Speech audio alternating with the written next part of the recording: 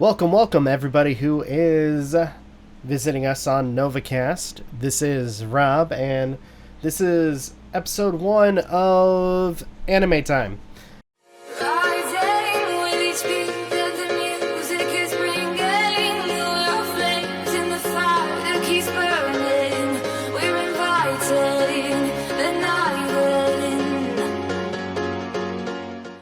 And this is my, to an extent, audio show where I will be, to some regard, kind of talking the shit, as well as, to an extent, reviewing anime shows, sometimes maybe some random animations and so on, and, just having a good time. And I gotta say, really excited. Now, for those who have watched or probably listened to my previous thing for Manga Time, where I am basically just going through it and inevitably just doing my best to create a very entertaining audio video podcast type thing, yeah? To an extent, I'm going to look at reviews, or news, and, just talk about the topic at hand, which is anime or animated show. And at this point, I am calling it Anime Time, but we could work it. Maybe No, that's lame. Come on, Robert. That's dumb. That is so dumb. But anyway, I guess to start us off, we could look at news, which, looking at IGN, I don't know why I said ING. You have Game Rant as well as PC Gamer. Where do I begin with this? Not much of interest. There was recently something that came up that, apparently the game Stray, which, by the way, I love that game. So much fun. Very, very interesting, I guess, to an extent, very interesting game. Very cool when it comes down to its environment, its characters, and so on. And, anyways, that game is now being released for Xbox, which originally this was supposed to be a PlayStation exclusive, but apparently they are going like, hey, we're going to give it to other consoles, which I'm sure that's going to piss off a lot of the PlayStation faithful. But you know what? Sometimes that's what happens. We just got to roll with the dice and not get too mad when things like that happens. I mean, let's face it. We're all gamers. I mean, to those that play video games and so on. But regardless of whether you're following the PC master race, the Xbox, or PlayStation, or the sweet little Nintendo, every single one of us is a gamer at heart. We enjoy the games we play, and that should be it. None of us doing this whole infighting and other crap. But anyways, Stray's coming to the Xbox. I've already played it on the PlayStation. For those who have not gotten a chance to play it and are, that have Xbox, you know what? Then you guys get to play it. And honestly, for those who do, it is a fun game to play. Especially when you're playing an adorable cat. Let's face it. Though I have a feeling some people are like, oh, I'm a dog lover, I'm not going to play this game. Well, play it because you get to play as a freaking cat. Play it anyways. So, looking at IGN, not much, it seems. Nothing entertaining, anyway. Looking at all news, Baldur's Gate, PC release. They're talking about Patrick Wilson. And, I guess, being in the Insidious sequel. Which, by the way, I gotta talk about that, because I thought that whole series was done.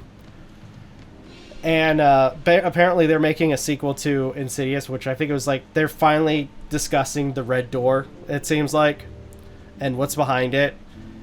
And the whole premise is the dad from the first movie, who apparently had his memory erased, is now like getting his memories back for whatever reason. I don't come on, I don't know. It feels like they're dragging Insidious into the mud now. Like, actually, no. A better analogy is they're beating the horse. They're beating the horse so much that at this point it is just a puddle of glue. That's Insidious right there. That is what you've done to the Insidious franchise. Then we got some news about Five Nights at Freddy's, the film. Honestly, really, really interested in seeing that. Seeing how well they go about it. Also, we got the actor that played as Shaggy from the live-action movies. The original live-action movies. He's done a lot of work. I can't remember his freaking name for whatever reason. I'm sure somebody will, in the comments, mention who he is and some of the things he's done. I've only seen clips. Looking at Game Rant, there's a little bit of discussing, I guess, showing a showcase of release dates. We got Airy, The Lost Hero, Boxville, Constellations, Dwerve. These are some weird names for games. By the way, as I'm looking at this, and actually now I just realized some of these are already released. What the hell? So I guess to an extent, looking at June, what's coming out on June 30th, which is all I'm going to see. Oh, and also January. So June 30th, Chrono Breach Ultra, Crime O'Clock, Doom and Destiny Worlds, Everybody 1 and 2 Switch, Ghost Trick, Phantom Detective, Inner Ashes, The Lost and the Wicked, Master Detective Archives, Rain Code, Ray Storm and Ray Crisis HD Collection, Ray's Arcade Chronological, and this is all for the Switch. Vision Soft Reset, and then going on to January, Echo Blade, Calculator Maker,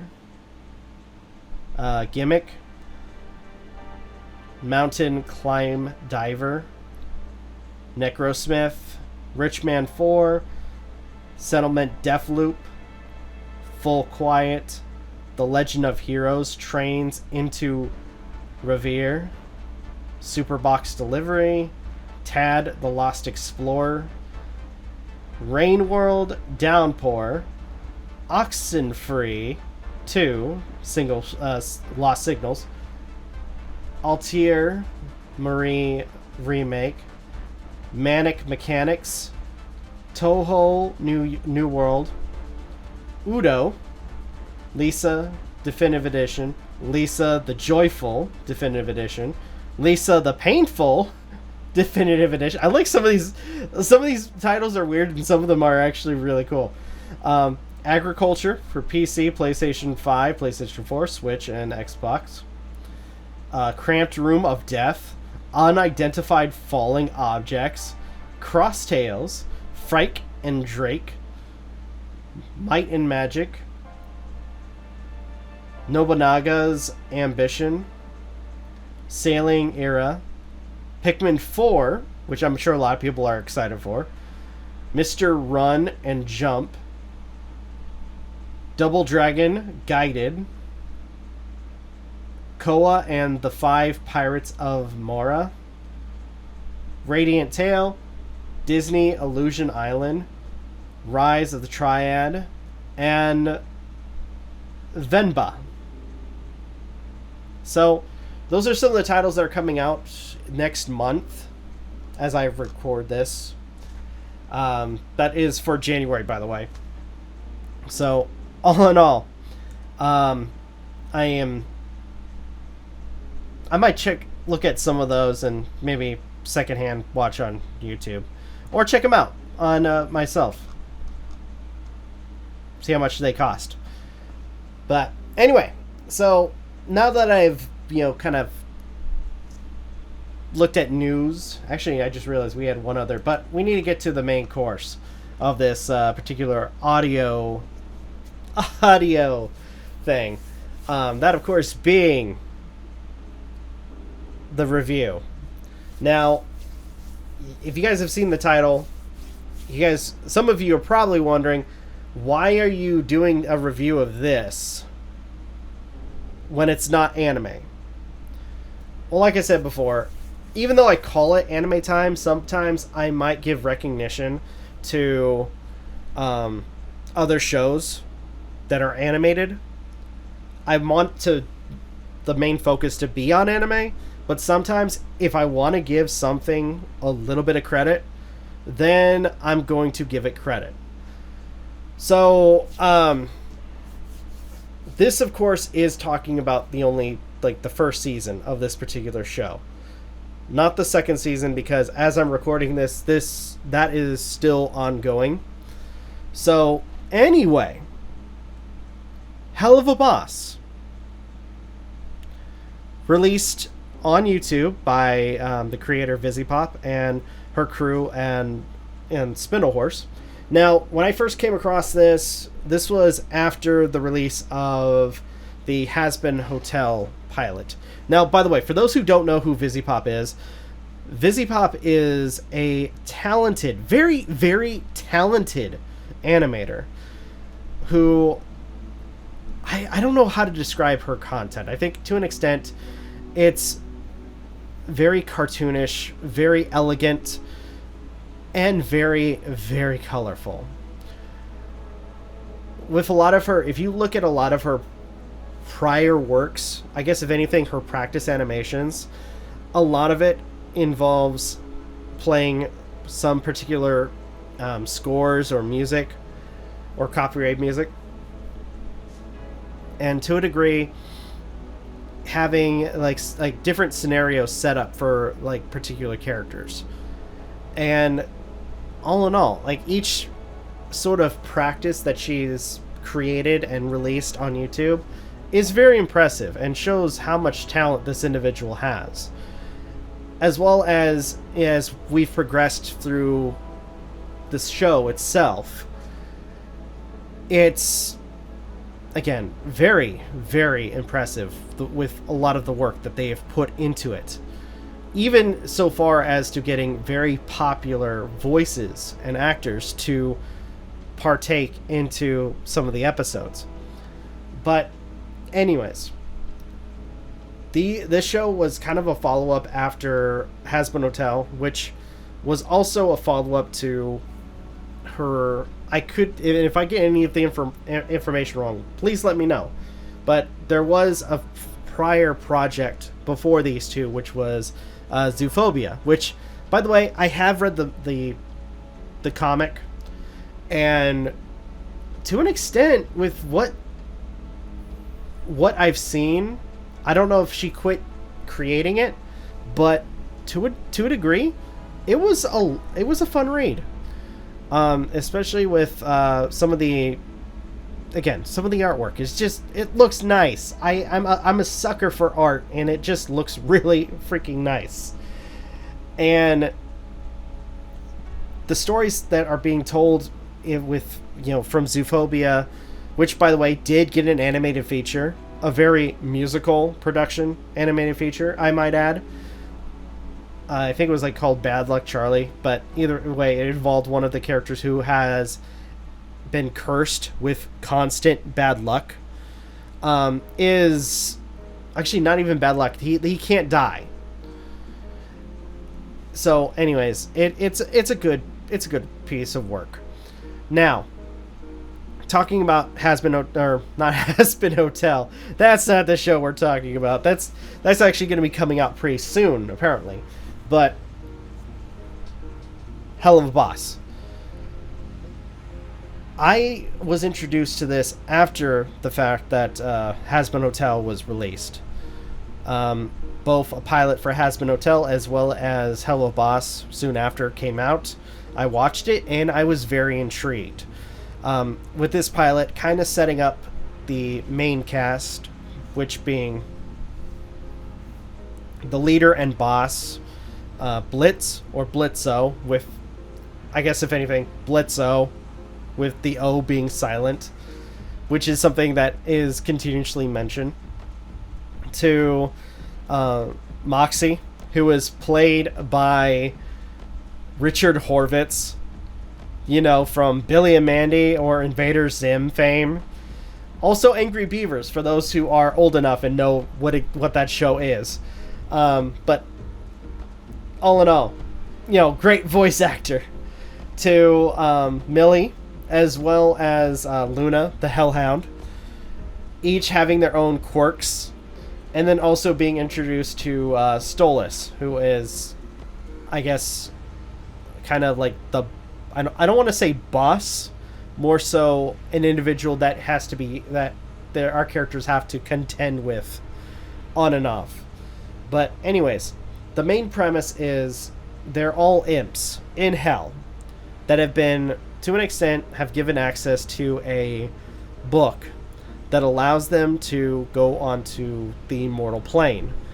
And with contracts that they receive from sinners that are sent to hell, they go to the mortal plane and basically kill the people that screwed over the sinners, or at least how the sinners would describe as being screwed over. So, all in all, pretty interesting setup. As well as, I should point out that this, when it comes down to content, this show would be something that would be, you know, something that you would probably see, let's say like an Adult Swim, or like the night shows, because there is a lot of raunchiness in this show. Not to the equivalent of like South Park, but yeah, your kids should not be watching it. I think that's safe to say. Your kids should not be watching it. Now,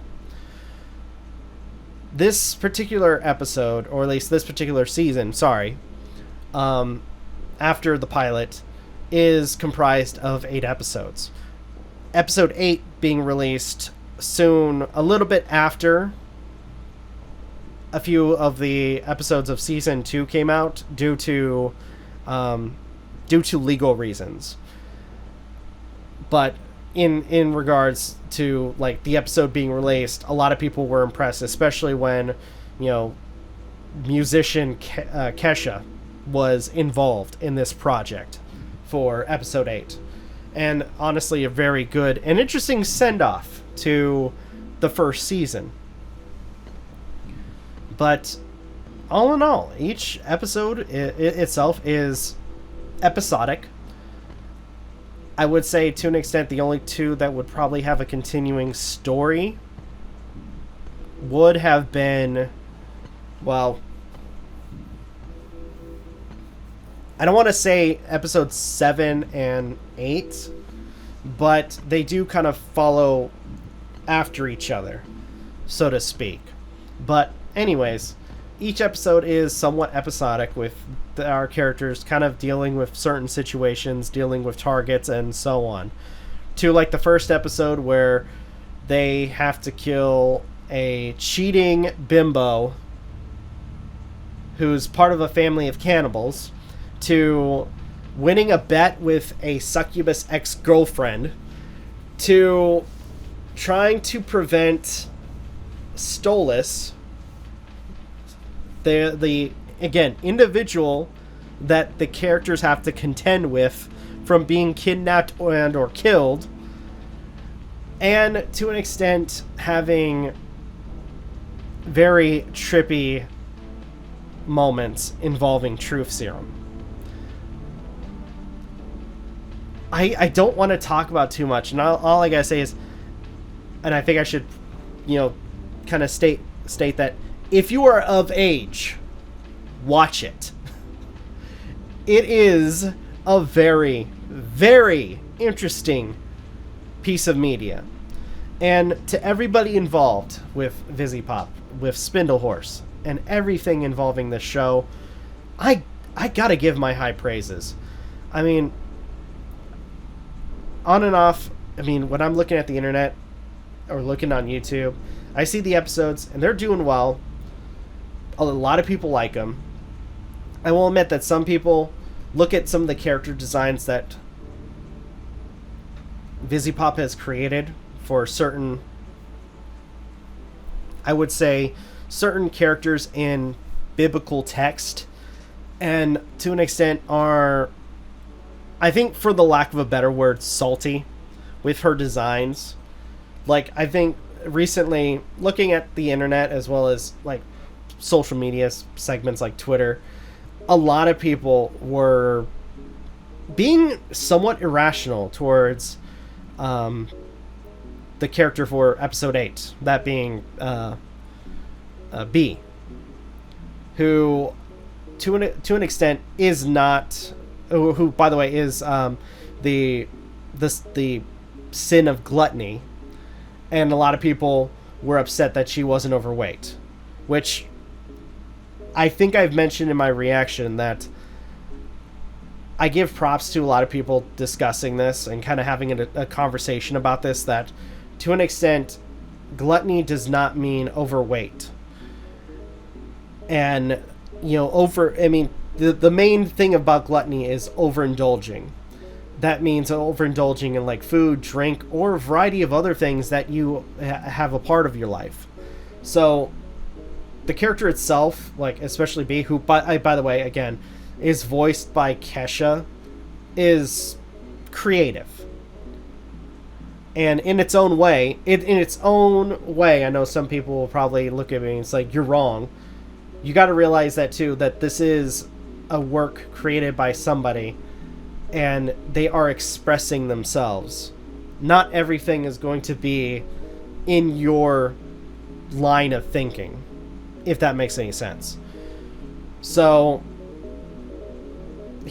I'm basically 22 minutes in. Part of that was because of me kind of talking about games and shit. Do I like the show? Yes. Do I like the characters? Each one being their own wacky way. They're having their own quirks, their own abilities, their own strengths, their weaknesses. Each one voiced by, you know, very good actors. Brandon Rogers, who, by the way, at one point, I know I'd probably get hit by like some kind of like, hey, you can't be, you know, showing this on YouTube or reacting to it. Brandon Rogers being a comedian, a great comedian, and very creative with his skits, as well as his works, playing Blitzo, is fun to watch. Characters like Millie, who has been presented to be just a lethal freaking killing machine, and willing to just go and do anything. And by the way, her favorite weapon is the battle axe, which repeatedly shows up in the show, which is awesome. Luna kind of being the standoffish character, to Stolas being the elegant character who, in the presence of Blitz, proceeds to kind of show how much he wants to how much passion he has for Blitz. Characters are good, especially the actors presented, which I should point out that at one point they did get Norman Reedus to play a character, which was a lot of fun to listen to, as well as his song Sweet Victory. So story, characters, art, I don't even have to say anything about art, just the designs of the worlds, the designs of the different hells that they're in, using different color coordinations for different tiers of hell is pretty impressive with what they've set up, as well as apparently for each theme of each, I guess, realm being classified as a circus act. I think that's something that VisiPop has mentioned, is, you know, it's interesting in concept. It really is. Especially like with episode 8. So, again, do I like this? Yes, of course. Do I give it... Is there anything that I would consider bad?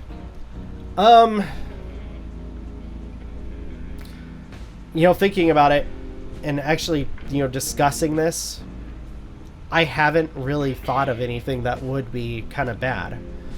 I think the one thing that I would argue with is the fact that there are certain individuals that have been overcritical about the designs of characters that are created by a creator.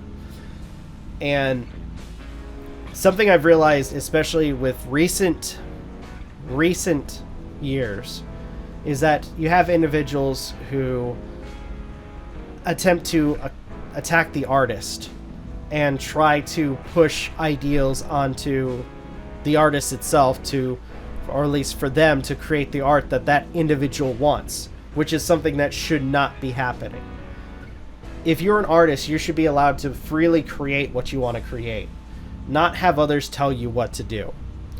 Unless you're doing commissions, in which case, okay, that's understandable, where you're getting paid to create certain art for others. But in terms of, like, let's say creating a show and getting flack for the design of a character because they're not overweight, I'm sorry, that kind of still bugs me, is childish. So, above all, Vizipop, Spindlehorse, everybody involved in this particular wacky show, continue to do your thing. Because honestly, at this point, I laugh when I need to. I get emotional when I need to. When it's needed, the emotional parts are there. And you know what? Honestly, as screwed up as some of the characters are, it's almost relatable.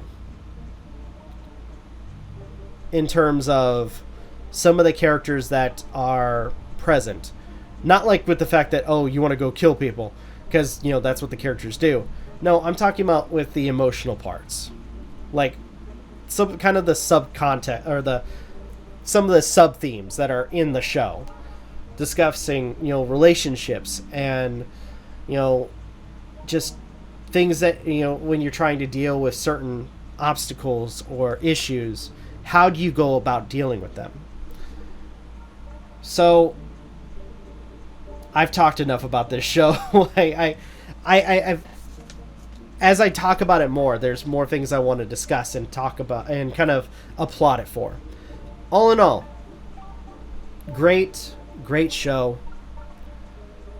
Vizipop, Spindlehorse, continue doing your thing. With that, I think for my rating, I want to say... I can't say buy it now because, honestly, it's on YouTube. So, if it was available, you know what? If anything, go buy their shirts. Go buy their merch. If anything. And no, I'm not being like promoted by Vizipop and them. Support their content. I mean, they put a lot of effort into this. So, I guess to an extent, buy it now. Ish. And, yeah, I'm looking forward to the ending of Season 2, seeing how that progresses. So, with that being said, I enjoyed the show, and I'm looking forward to more. And with that, I don't think there is anything else I need to mention. Besides the fact that with the next episode, I will be doing an anime. And I'm doing my best to try to get through seasons 1 through 5. And that, of course, being My Hero Academia for the next series that I plan on doing. To an extent, I've kind of stopped watching it for a bit. And I need to finish it so that way I can... If anything, I'm kind of waiting to see if season 6 comes out too. So that way I can watch that, and maybe by the end the show is, coming to its crescendo. But anyway, whether you're watching this on the audio side that I've uploaded it to, or listening to it, or I guess watching it, so to speak, on YouTube, thank you guys so much for watching. Truly appreciate it. If you guys can, please leave a like, comment, share, subscribe, all that good stuff. If you guys want to follow us on social media, links are in the description, at least for the YouTube side. Links will be in the description down below, as well as our Patreon, where anybody who is a Patreon will get a chance to watch some of our content a day early. So that's always fun. And please check out our daily content as well and the weekly podcast. With that being said, this is Rob of Novakast signing off. Have a good one. Take care. And I'll see you guys next video.